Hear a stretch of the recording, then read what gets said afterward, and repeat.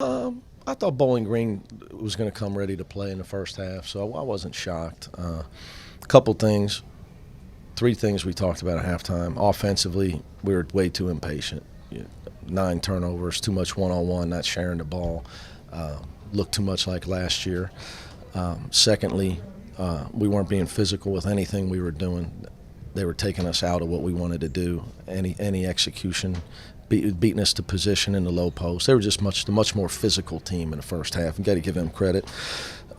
They had the underdog mentality, and they were just out toughing us for position. We only had two offensive rebounds, at halftime. And then the last thing, we made an adjustment defensively. I thought that really helped us in the second half with our pick and roll defense, and that confused them early in the first 10 minutes of the second half. It really strong. I don't know what the run was there to start the second half, but so I thought that adjustment that we made with our defense coming out of the locker room was big for us as well. Was it a good road test? I would think it was. I think that's why my feeling is to try to get one on the road under your belt before you go play Nebraska and Brooklyn. Get a true road game. So then when you finally go to Xavier in December, it's not your first true road game. That, and now and then you got to give your guys different curveballs. I'll be honest with you, I'd have rather played Kansas home and home or Indiana or some people, but it is what it is. Farrod Cobb, the way he's shooting so far early in the season. Oh, not a shock. He's just a great shooter.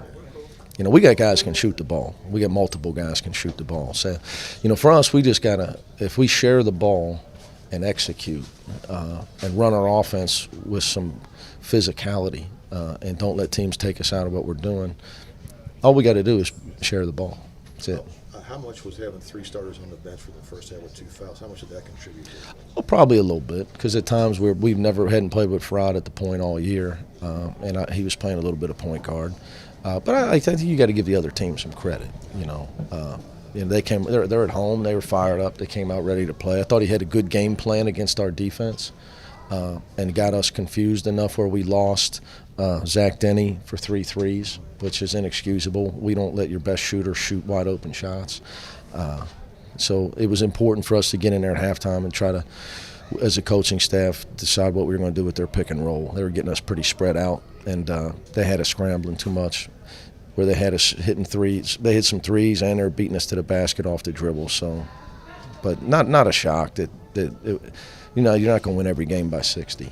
I mean, the other team practices too. Still scored 48 in the second half. Yeah, we scored 83 points, and I think the only reason we didn't score over 90 is because our first half turnovers. And our free throw shooting was abysmal. We're way too good of a free throw shooting team for that. 8 for 16 is ridiculous. 1 turnover in the second half. Yeah, we just kept the game simple in the second half. Pass the ball to the open guy.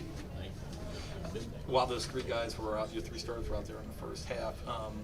Freshman Jacob and Justin, can Sester play? Yeah, they're doing great. I don't look at them as freshmen, strategically at all. I don't. Both those kids are high level players. So, there's some guys that are maybe that are guys are going to develop down the road that you recruit. Those 2 guys, I knew from the day they signed they were going to play right away. They're high-level players, so not a shock. But obviously, I think it helps them every game that the more they play, the more the environments they get in. But when you've played on the travel circuit the way those 2 kids have, they got real talent.